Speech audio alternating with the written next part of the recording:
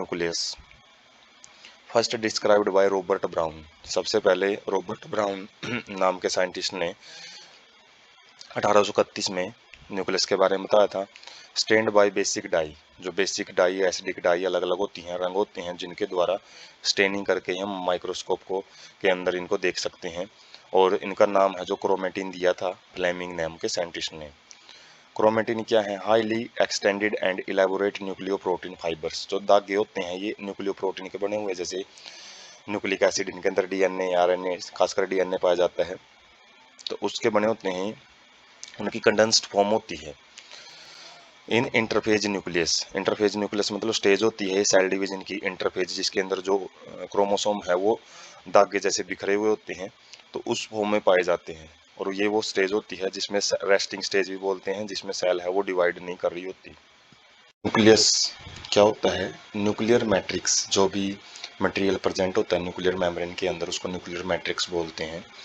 और वन और मोर spherical bodies, हो सकता है एक हो, एक से ज़्यादा भी कुछ गोल स्ट्रक्चर पाई जाती हैं जो डबल मेम्ब्रेन बाउंड होती हैं, दो मेम्ब्रेन से घिरी होती हैं, उसको न्यूक्लियस बोला जाता है।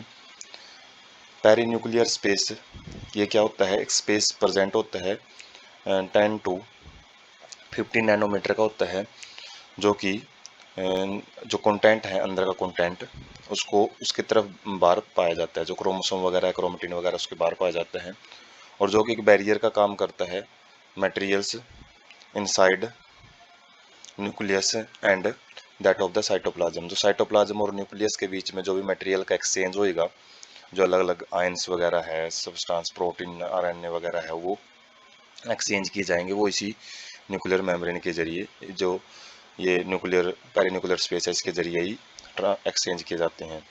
Outer membrane continuous with endoplasmic reticulum and also bear ribosome on it.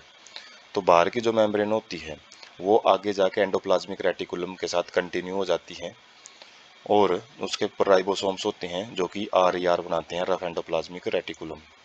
Minute पोर, कुछ छोटे छोटे छिद्र भी प्रेजेंट होते हैं, जो किस चीज़ की वजह से बनते हैं? जो दो मेम्ब्रेन हमने पढ़ी है न्यूक्लियर मेम्ब्रेन, उनके फ्यूजन से बनते हैं, वो फ्यूज हो जाती हैं, और उनके बीच में जो पैसेज होएगा, रास्ता होएगा, उससे क्या होता है? जो आरएनए है, प्रोटीन्स हैं, जो अलग अलग जो मॉलिक्यूल्स हैं, वो दोनों डायरेक्शन में पास हो सकते हैं। दोनों डायरेक्शन का मतलब है वो साइटोप्लाज्म से न्यूक्लियोप्लाज्म में भी आ सकते हैं, न्यूक्लियोप्लाज्म से साइटोप्लाज्म में, मतलब इनसाइड और आउटसाइड द न्यूक्लियस वो जा सकते हैं।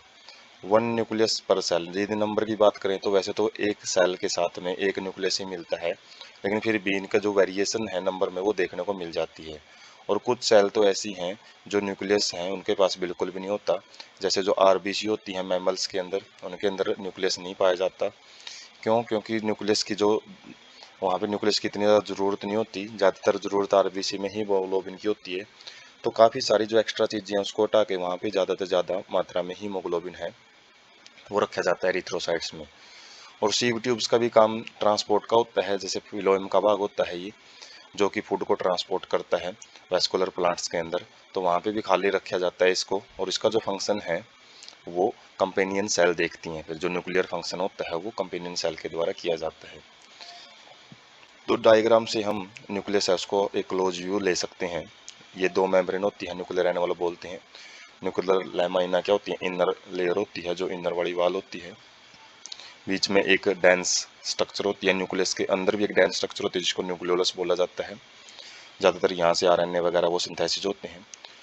उसके बाद धागे जैसी स्ट्रक्चर होती है क्रोमेटिन। न्यूक्लियोप्लाज्म क्या होता है? जो लिक्विड मटेरियल भरा होता है न्यूक्लियस के अंदर, उसको न्यूक्लियोप्लाज्म बोलते हैं। और जो बाहर जो वाली जो nuclear membrane, outer nuclear membrane, वही कंटिन्यूस हो जाती है एंडोप्लाज्मिक रेटिकुलम के साथ, और उसके राइबोसोम्स होते हैं जो कि प्रोटीन सिंथेसिस करते हैं। और जो पोर्स क्या होते हैं? जहाँ पे दोनों की दोनों मेम्ब्रेन फ्यूज हो जाती हैं। अभी देख सकते हैं ये आउटर मेम्ब्रेन है, इनर मेम्ब्रेन है, दोनों फ्यूज होके यहाँ पे पोर्स हैं, जो वो छिद्र हैं वो बनाती हुई हैं, जिसके जरिए मटेरियल का एक्सचेंज होता है inside and outside the nucleus. उसके बाद है क्रोमोसोम। क्रोमोसोम क्या होते हैं? During different stages of cell division, जब सेल डिवीजन को हम देखेंगे तो उस टाइम देखेंगे कि जो अलग अलग जो स्टेज होती हैं उसकी, प्रोफेज वन, मेटाफेज वन, ठीक है, prophase, metaphase, telophase, anaphase, telophase, अलग अलग स्टेज होती हैं। तो उस टाइम पे सेल्स के पास जो स्ट्रक्चर पाए जाते हैं क्रोमोसोम्स के रूप में पाए जाते हैं, न्यूक्लियस की जगह पे वहाँ पे क्रोमोसोम बन जाते हैं। जो क्रोमेटिन होते हैं धागे जैसी स्ट्रक्चर, उन्हीं की कंडेंस्ड फॉर्म होती है, उन्हीं की जैसे एक जगह पे यदि इनको इकट्ठा कर देते हैं तो क्रोमोसोम बनाते हैं। क्रोमेटिन कंटेन डीएनए, क्रोमेटिन के पास डीएनए होता है और वो डीएनए कुछ बेसिक प्रोटीन होते हैं, बेसिक नेचर होती है उनकी, उनको हिस्टोन बोलते हैं, उनके अराउंड में लिपटे हुए होते हैं। और कुछ नॉन हिस्टोन प्रोटीन भी पाए जाते हैं क्रोमेटिन के अंदर, कुछ आरएनए हैं वो भी पाए जाते हैं। A single human cell 2 metre long thread of the DNA.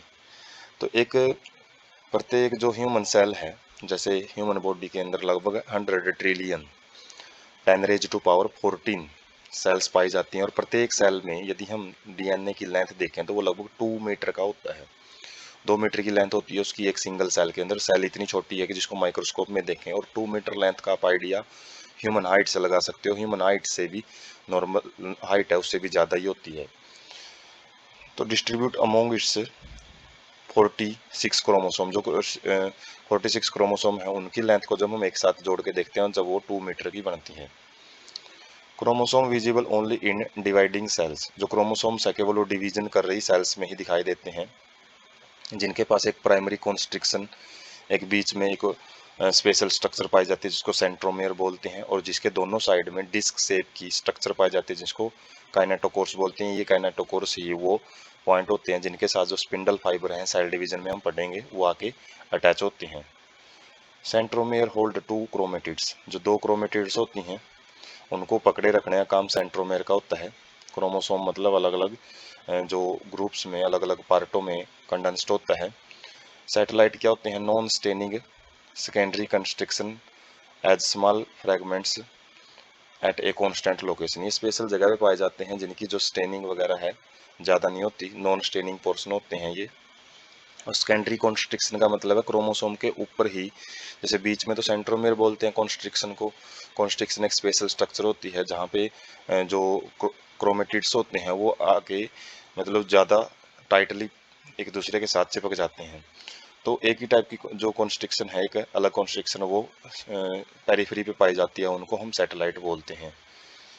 उसके बाद टाइप ऑफ सेंट्रोमेयर्स, सेंट्रोमेयर्स के जो क्रोमोसोम्स के टाइप हैं किस बेस पे? सेंट्रोमेयर की पोजीशन के बेस पे। तो 4 टाइप के होते हैं ये। मेटासेंट्रिक क्रोमोसोम, जिसके अंदर जो सेंट्रोमेयर है बिल्कुल मिडिल में पाई जाती है, और जिसकी वजह से जो दोनों साइड में उसके जो क्रोमेटिड्स होती हैं वो इक्वल आर्म्स होती हैं उसकी, मतलब उनकी इक्वल लेंथ होती है। सब मेटासेंट्रिक में जो सेंट्रोमेयर है सेंटर से थोड़ी सी अवे हो जाती हैं, जिसकी वजह से एक साइड की आर्म है वो लंबी हो जाती है, एक साइड की आर्म है वो छोटी हो जाती हैं। एक्रोसेंट्रिक में जो सेंट्रोमियर है वो एंड की तरफ चली जाती है, जिसकी वजह से एक आर्म बहुत ज़्यादा छोटी हो जाती है और एक आर्म बहुत बड़ी हो जाती है। एक क्रोमेटिड्स है जो काफ़ी बड़ी होगी, एक छोटी हो जाती है। टीलोसेंट्रिक में क्या होता है, जो सेंट्रोमियर है वो बिल्कुल टर्मिनल पोजीशन पे चली जाती है। तो ये चीज़ डायग्राम से ज़्यादा क्लियर होगी। तो हम देख सकते हैं यहाँ पे ये मेटासेंट्रिक है, जिसके अंदर जो सेंट्रोमियर है ये सेंट्रल पोर्शन है, ये बिल्कुल मिडल में रहता है, जिसकी वजह से जो दोनों आर्म है पी आर्म और क्यू आर्म वो लगभग एक ही लेंथ की मिलेंगी, इक्वल लेंथ की, या फिर इनको हम क्रोमेटिड्स भी बोल सकते हैं। जो शॉर्ट आर्म है उसके लिए पी वर्ड यूज किया जाता है, पी आर्म, और जो बड़ी आर्म होती हैं क्रोमोसोम की उसके लिए क्यू आर्म यूज करते हैं।